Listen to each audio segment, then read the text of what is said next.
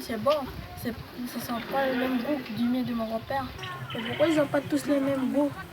On va comparer tous chaque miel. Nous avons formulé 3 hypothèses pour répondre à la problématique. Première hypothèse est que c'est la quantité d'eau qui fait changer le miel. L'hypothèse 2, c'est peut-être la quantité de sucre dans le miel qui le rend unique. Nous avons utilisé comme outil le réfractomètre. Dans l'hypothèse 3, nous pensons que c'est les différents nectars de fleurs que les abeilles pollinisent. Nous sommes partis aussi aller voir dans un microscope du miel et effectivement nous avons remarqué qu'il y avait des graines de pollen différents. En conclusion, nous avons vu que les abeilles prenaient différents nectars, ce qui pourrait expliquer que les miels ont différents goûts. C'est la reine et ouvrière. Ce sont les plus nombreuses et si vous voyez une abeille avec une tête un peu carrée, c'est des mâles. 2 parties dans la roche, la hausse et le couvert. Les alvéoles operculés qui viennent de la hausse. Maintenant, nous allons tout en bas au couvert. Comme vous le voyez ici, ce sont les nymphes et les larves. Tout en haut, vous voyez des miels operculés. Ici aussi, mais non operculés. Ma maquette, ici, comme vous le voyez, tout autour, il y a des couverts fermés. Ici, il y a des larves et des nymphes qui commencent à devenir des adultes. Comme vous le voyez, il y a des œufs qui ressemblent à des grains de riz. Ici, ce sont du pollen qui sert à nourrir les nymphes et les larves. Tout autour, il y a du miel operculé. L'œuf, la reine, elle a pondé au fond de l'alvéole. Le stade suivant, l'œuf va se transformer en larve, mesure environ 1 cm. La larve se transforme en œuf, elle va y vivre pendant 12 jours. Ici, vous pouvez voir une abeille ouvrière. Comment ça sort? Je vais vous présenter la vie d'une abeille ouvrière.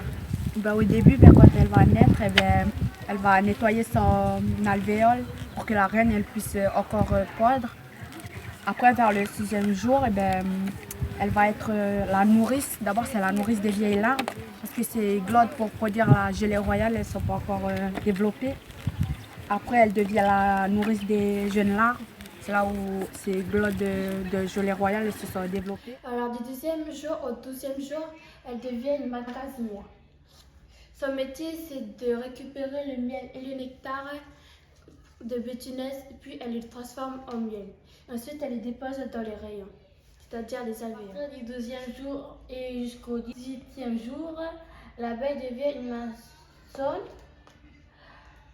En fait, elle construit les rayons de cire grâce à les glandes ciliaires qui se développent tout son abdomen. Du 17e jour au 28e jour, elle devient une gardienne. C'est-à-dire qu'elle vérifie bien que les abeilles qui entrent font bien partie de la colonie.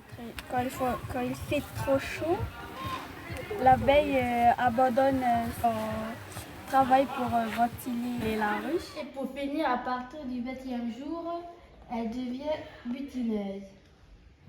Comme tous les insectes, L'abeille est un insecte composé de 4 ailes, 6 pattes et 2 antennes. L'abeille est composée de 3 parties: l'abdomen, le thorax et la tête. Comment l'abeille fait-elle pour transporter du pollen d'ici jusqu'à la ruche loin là-bas? Nous allons observer les pattes d'une abeille et nous allons comparer avec les pattes d'une guêpe. Voici ce que nous observons. Vous remarquez que chez les abeilles, il y a des pattes spéciales appelées brosses à pollen. Tous les grains de pollen qui se sont collés sur l'abeille sont brossés grâce à ces pattes spéciales, afin d'être amenés dans la corbeille à pollen. Pour la guêpe, c'est différent. Regardez ses pattes. Elles sont crochues et elles sont poils. L'abeille a plutôt très longue et très fine, qui permet d'aller récupérer le précieux nectar qu'elle transformera en miel. Bravo à tous!